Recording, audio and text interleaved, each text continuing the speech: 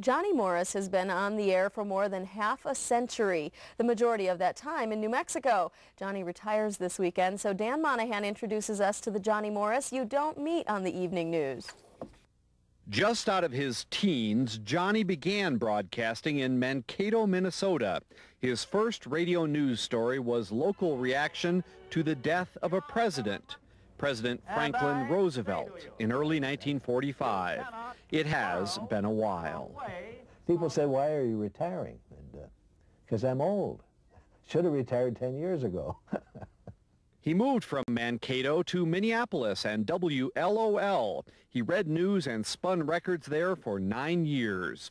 His switch to KSTP radio in 1955 quickly became a weather job on the Minnesota company's young television station. Very mild to warm in the southwest today. 71 in Phoenix, 68 degrees in Los Angeles.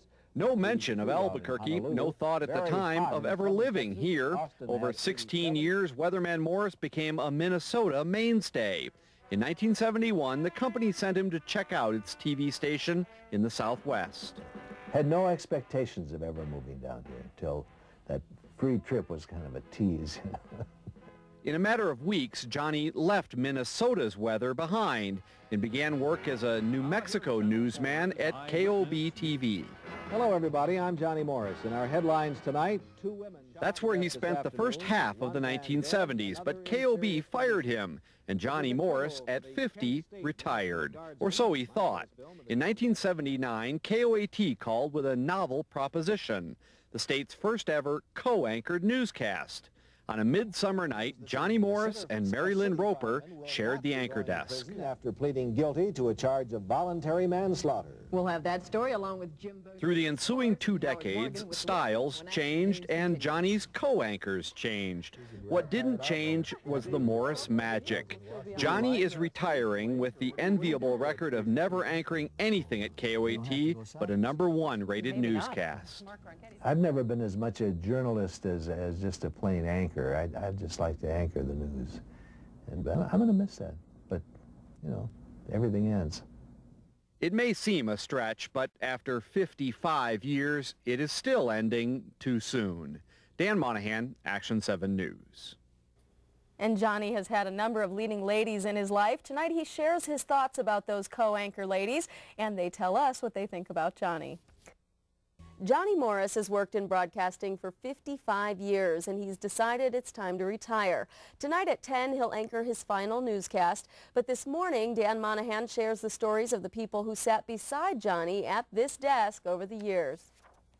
They are his 7 on 7, Johnny's 7 regular female co-anchors during his KOAT career. Different backgrounds, different personalities, but one common characteristic, and it's not blonde hair.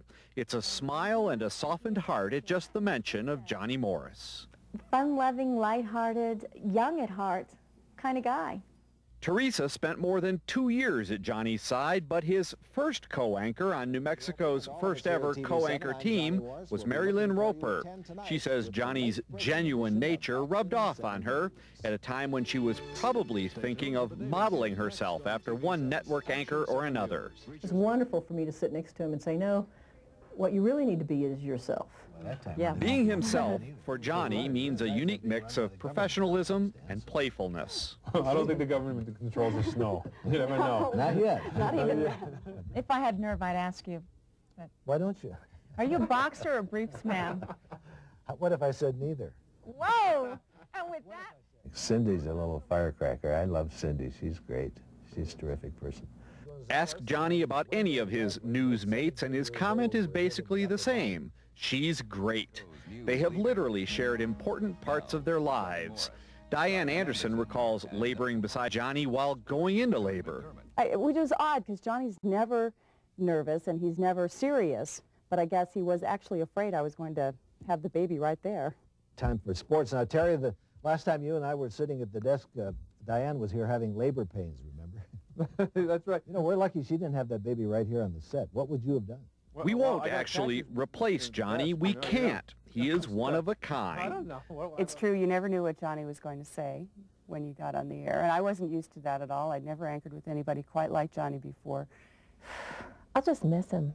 Just miss him being around here. He had that even keel presence that he just, when he walked in, you felt like everything's okay. Johnny's here. His co-anchors do find Johnny lacking in a couple of key ways. They say he lacks an ego, most unusual for a TV news celebrity, and just as unusual for someone in his role, he lacks an on-air persona. There is no on-air Johnny. There was never this, okay, it's time to deliver the news. He's, what you see is what you get. That's right, what you see is what you get. Johnny's one of these people who what you see is what you get. For more than half a century, co-anchors and viewers have liked what they've seen and enjoyed what they got from Johnny.